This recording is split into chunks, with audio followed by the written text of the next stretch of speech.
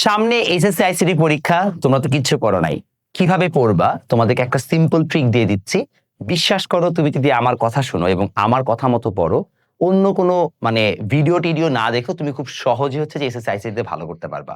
আমি তোমাকে এখন সিম্পল কিছু ট্রিক বলে দিচ্ছি, জাস্ট এটা ফলো করে যাও, ইউ আর গুড টু গো।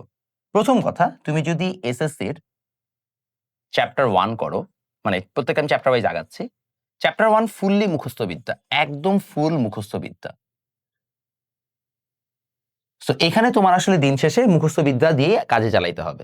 তো তোমার কাজ হবে, যেহেতু এটা মুখস্থ বিদ্যা চ্যাপ্টার, সুন্দর মতো হচ্ছে যে বইটাকে একদম লাইন বাই লাইন পড়ে ফেলবা।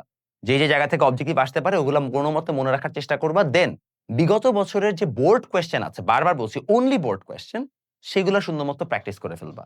অনেকের কাছে আমার আইসিটি বই আছে, অনেকের কাছে টেস্ট পেপার আছে, যার কাছে যেটা আছে জাস্ট বিগত বছরের বোর্ড কোয়েশ্চেন সলভ করবা। দেন চলে আসবে চ্যাপ্টার 2। চ্যাপ্টার 2 তে তুমি কিছু স্পেসিফিক জায়গা থেকে বারবার প্রশ্ন আসে, ওই জায়গাগুলো পড়তে হবে। সমস্যা হচ্ছে চ্যাপ্টার 2 অনেকটাই হচ্ছে যে চেঞ্জ হয়েছে বিগত বছরের বই থেকে। যার কারণে হুবহু এখানে বিগত বছরের অবজেক্টিভ থেকে তুমি কমন পাবা না। যেমন আগে ভাইরাস নিয়ে বিশাল একটা টপিক ছিল, এখন ভাইরাসের টপিকটা অল্প করে ফেলছে। সো ওই জায়গাগুলো থেকে প্রশ্ন আসে না। এখানে প্রশ্ন আসে একদম লাস্ট টপিক থেকে। সেটা হচ্ছে যে একদম কি ওই যে ১, ২ যে ১৬ টা যে পয়েন্ট আছে ওইখান থেকে প্রশ্ন আসবে। তো এটা নিয়ে আমার চ্যানেলে অলরেডি একটা প্লেলিস্ট দেওয়া আছে চ্যাপ্টার 2 এর উপরে, তুমি ওটা দেখতে পারো। But I don't really recommend at this moment, because জিনিসটা যে মুখস্থই করতে হবে, মুখস্থ করলে তুমি একটু ভালোভাবে বুঝে শুনে মুখস্থ করে ফেলো। এবং বিগত বছরের কোয়েশ্চেনের ওই পার্টটুকু দেখো, কারণ হচ্ছে ওই পার্টটুকু মোটামুটি এখান থেকেই আসে। এবং এখানে একই টাইপের কোয়েশ্চেন হয়, বিপ সাউন্ড কেন হয়, তারপর হচ্ছে যে র‍্যাম কোথায় থাকে, র‍্যামের স্লট কোনটা দিয়ে পরিষ্কার করতে হয়, যদি মনিটর হ্যাং করার অর্থ কি, এটসেট্রা টাইপের কোয়েশ্চেনই বারবার আসে। চ্যাপ্টার 3 এটাও যেহেতু চেঞ্জ হয়েছে, বিগত বছরের সাথে মিলবে না। তো চ্যাপ্টার 3 তুমি সুন্দর মতো হচ্ছে যে খালি বই রিডিং পড়বা। অনলি বই রিডিং।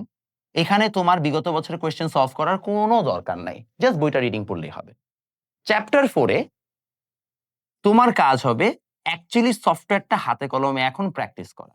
চ্যাপ্টার 4 এ যেহেতু মাইক্রোসফট ওয়ার্ড এবং মাইক্রোসফট এক্সেল আছে, এক্সেল থেকে তোমাদের সেই পার্সেন্টেজের যে ফর্মুলাটা দেওয়া ওইটাই আসবে। ওয়ার্ডের ক্ষেত্রে তোমাদেরকে একটু ঘুরায় কোয়েশ্চেন করতে পারে।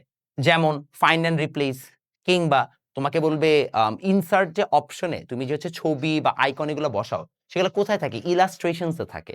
এই টাইপের হচ্ছে যে কোন মানে মেনুর কোন রিবনে এই জিনিসগুলো পাওয়া যায়, এগুলো থেকে প্রশ্ন আসতে পারে।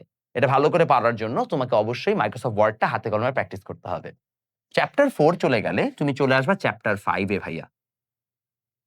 চ্যাপ্টার 5 হচ্ছে যে তোমার পাওয়ার পয়েন্ট পার্টটা তুমি খুব ভালোভাবে পড়বা। পাওয়ার পয়েন্ট পার্টে ওই স্লাইড লেআউট, খসড়া এবং বিগত বছরের প্রশ্ন থেকে এটা কমন পড়বে। সো বিগত বছরের প্রশ্নের সাথে এটা জাস্ট রিডিং পড়ে পাওয়ার পয়েন্টটা নিজে একবার প্র্যাকটিস করবা, তোমার কাজ হয়ে যাবে। বারবার বলছি, কোনো ভাইয়ার ভিডিও দেখার থেকে it's better to practice it on your own. আচ্ছা, বাট এখানে একটা সমস্যা আছে।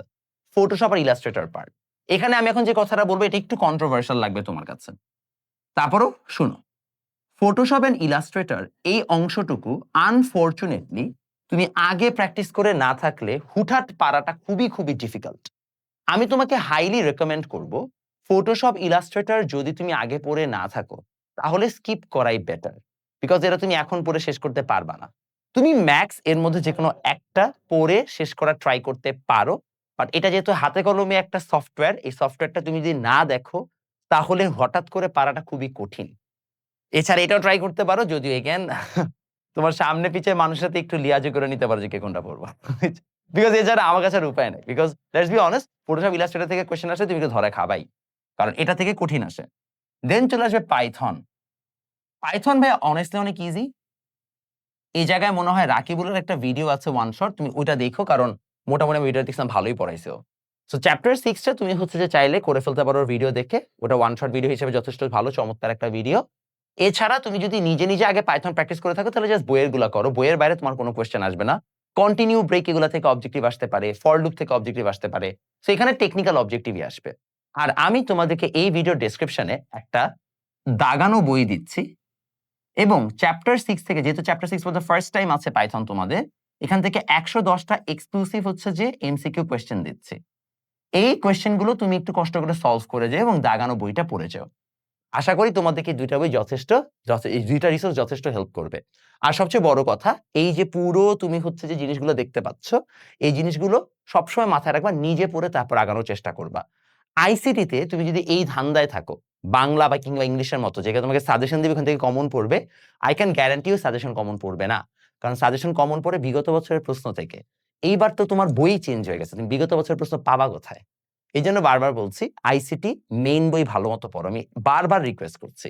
এটা না করলে ধরা খাবা। আমি আইসিটি প্রফেশনালি পড়াই এবং মোস্ট প্রবাবলি অনলাইনে যত টিচার আছে তার মধ্যে সবচেয়ে বেশি এক্সপেরিয়েন্স এসএসসি এবং এইচএসসি আইসিটিতে পড়ানোর আমারই।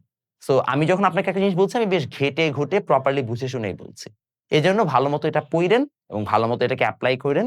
আশা করি আপনারা সবাই ভালো করবেন। আসসালামু আলাইকুম।